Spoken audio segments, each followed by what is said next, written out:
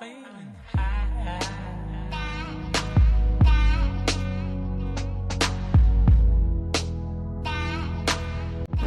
numéro 28. Et nous sommes devant le train là, on a une pause de combien là? 1 heure On a 1h10 de pause. 1h10 on de est pause. à Khabarovsk. Donc on n'est pas encore arrivé à Vladivostok, il nous reste encore la fin de journée, la nuit et après on arrive à Vladivostok. Enfin.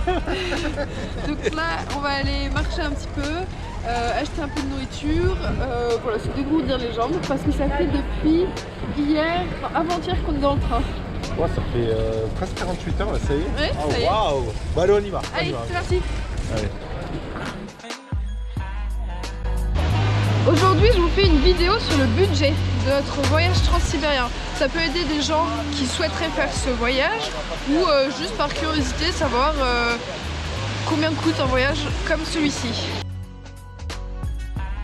Alors, petit rappel pour commencer, ce voyage se passe donc en Russie comme vous l'avez compris, et en Russie la monnaie n'est pas l'euro mais le rouble. Actuellement en 2025 on a une conversion d'environ 1 euro qui est égale à entre 90 et 100 roubles. Donc nous dans notre tête on divise toujours les sommes par 100, ça donne à peu près le prix en euros. Donc ça c'est le premier rappel. Deuxième petit rappel, c'est que actuellement, à cause des sanctions que l'Europe a édictées envers la Russie, les systèmes Visa et Mastercard ne fonctionnent pas en Russie. Alors, nous avons besoin d'ouvrir un compte bancaire en Russie qui comporte le système bancaire MIR. Nous avons donc notre propre compte bancaire et nous nous débrouillons pour pouvoir mettre des roubles dessus. Il y a différentes manières, je ne vais pas m'étendre sur ce sujet, mais voilà, donc deux systèmes bancaires bien différents. Pour notre voyage en train, évidemment, un poste principal de dépense est le ticket de train. Nous avons pris donc 11 trains au total, qui sont tous variables au niveau des prix en fonction des catégories. Comme on vous l'avait déjà expliqué, il y a les plates-cartes qui coûtent vraiment peu cher, qui sont des wagons dortoirs, les coupés qui sont là où on voyage le plus souvent, ce sont des cabines de 4, et le SV, les cabines de 2. Donc le prix évolue en fonction des différentes classes, c'est logique. Donc les billets de train ouvrent 3 mois à l'avance en général et nous on les a pris vraiment au jour de l'ouverture pour être sûr de pouvoir choisir nos catégories parce qu'il peut y avoir des coupés seulement pour les femmes, avec des animaux ou différentes catégories. Nous on voulait pouvoir réserver ensemble, avoir chacun un lit en haut, un lit en bas, pouvoir avoir un côté du coupé. Au total, la somme va s'afficher ici, roulement de tambour. Nous avons donc payé 140 909 roubles, ce qui correspond environ à 1483 € pour 2 personnes sur tout notre voyage de Moscou à Vladivostok. Ça fait environ 741 € par personne. Je rappelle donc qu'il y a 9 nuits pendant lesquelles nous dormons dans le train, donc ça comprend aussi le fait de dormir, d'avoir un des draps et parfois d'avoir de la nourriture à bord du train. Un bon point également à savoir, c'est que la couchette du haut et la couchette du bas ne valent pas le même prix. La couchette du haut est en général moins chère puisque peu de gens veulent avoir cette couchette. La couchette du haut, par exemple, j'ai un exemple très concret sous les yeux. Lors de notre voyage entre Irkoutsk et Krasnoïarsk, ma place du haut valait 2255 roubles de moins que la place du bas que Gaëtan occupait. C'est pareil partout dans les trains, la place du haut est moins prisée, donc moins chère.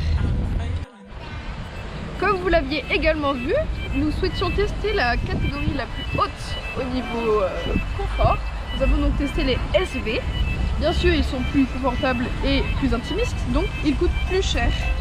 Pour cet exemple, c'est vraiment presque du simple au... Notre trajet entre Ekaterinbourg et Novosibirsk nous a coûté 38 081 roubles, ce qui équivaut à peu près à 380 € pour 2 personnes. Donc c'est nettement plus cher que des places en coupé. C'est pour cela que nous n'avions choisi qu'un trajet en SV pour également avoir une somme plutôt correcte. Et pour finir sur le budget des trains, évidemment, si vous faites le trajet entre Moscou et Vladivostok d'un seul trait, c'est moins cher que de faire des petites pensions comme nous avons fait.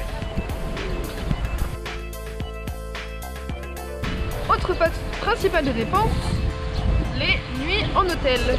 Nous avons donc passé 9 nuits dans le train et 22 nuits dans les hôtels en Russie. En faisant donc la somme totale et en divisant par notre nombre de nuits, nous sommes environ à 60 € par nuit. Pourquoi est-ce que je parle en euros à ce moment-là? Nous souhaitions réserver avec notre carte française et il reste un site disponible sur internet, zenhotel.com, qui propose de payer en euros. Ça nous semblait bien parce qu'il y a l'annulation sans frais et on pouvait se faire rembourser en euros si le voyage tombait à l'eau à cause de la situation géopolitique, par exemple, au hasard. Donc les nuits d'hôtel sont vraiment abordables, très confortables et c'est quand même moins cher qu'en France. Dans les hôtels, les petits déjeuners sont souvent proposés et là c'est vraiment avantageux parce que on va dire qu'un petit déjeuner moyen coûte environ entre 300 et 500 roubles. Donc vraiment bon marché et ça cale bien dès le matin.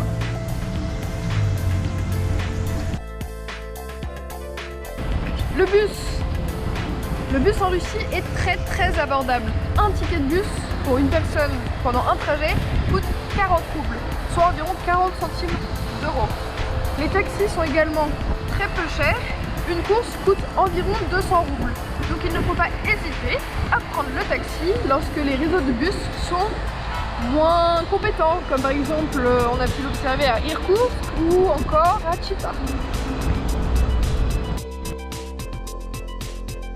Un autre poste de dépense concerne également les musées. Les musées, une entrée au musée, ça coûte environ 500 roubles par personne. C'est une moyenne qu'on a faite. Et parfois il y a des prix pour les citoyens étrangers et des prix pour les citoyens russes.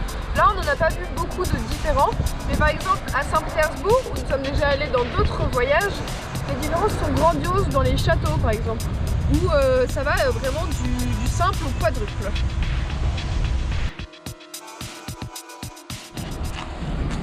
Tous les jours pendant ce voyage, nous sommes allés soit au fast-food, soit au restaurant, soit au café pour pouvoir manger. Manger, c'est également un gros poste de dépense, surtout quand on aime manger, par exemple comme Gaëtan, comme vous avez pu le voir.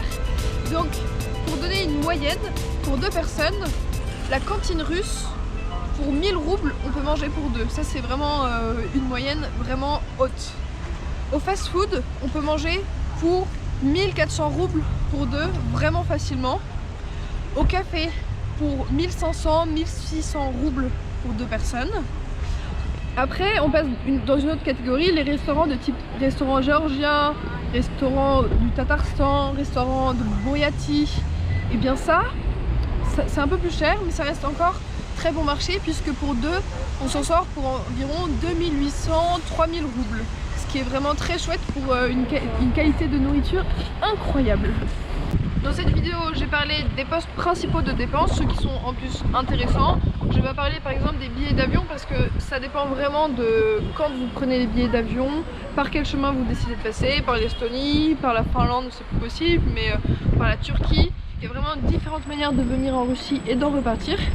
Donc on a laissé ces sujets-là et on vous a présenté ce qui nous semblait intéressant pour vous. Pour conclure cette vidéo, nous souhaitions remercier tous ceux qui avaient participé dans la cagnotte pour ce voyage. Ils nous ont bien aidés, surtout on a utilisé la plupart de l'argent pour les billets de train. Ça nous semblait être important pour le Transsibérien d'utiliser cet argent pour le train. Voilà. Donc, on remercie nos familles, nos amis, nos collègues et toutes les personnes qui ont participé à notre cadeau de mariage, à cette formidable aventure. On vous embrasse.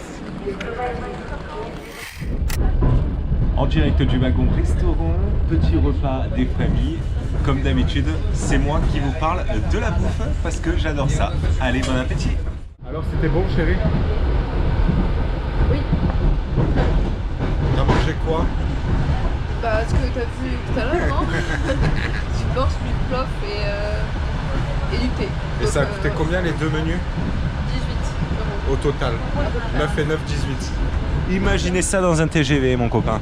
C'est juste un sandwich. 30 balles.